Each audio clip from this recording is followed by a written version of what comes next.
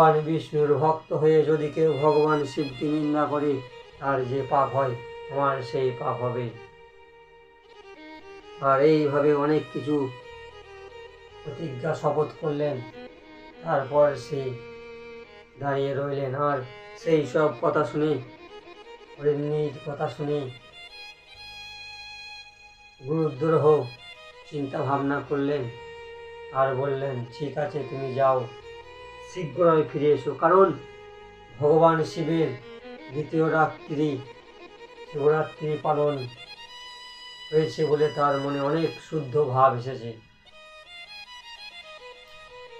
আর সেই কথা শুনে হরিণী, গুরুদ্রোহর কথা শুনে হরিণী জল পান করে তিনি চলে গেলেন নিজের আশ্রমে।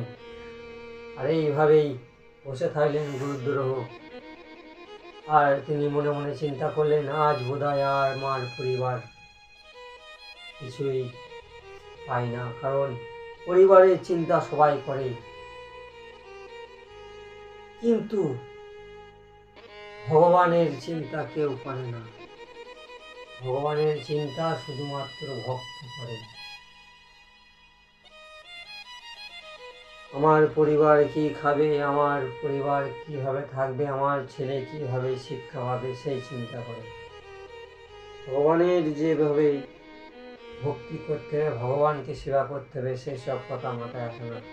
তাই সেই গুরুদ্রোহ সেই বেল গাছেই বসে রইলেন। আর অনেক সময় যাওয়ার পরে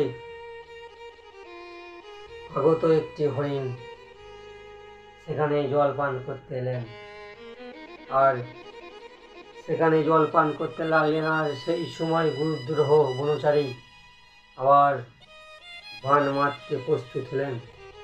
আর বান মারতে প্রস্তুত হওয়াতে আবার একটি বেলপাতা ও কিছু জল ওই শিবলিঙ্গে পড়ে গেল। আর সেই শিবলিঙ্গে জল ও বেলপাতার সঙ্গে সঙ্গে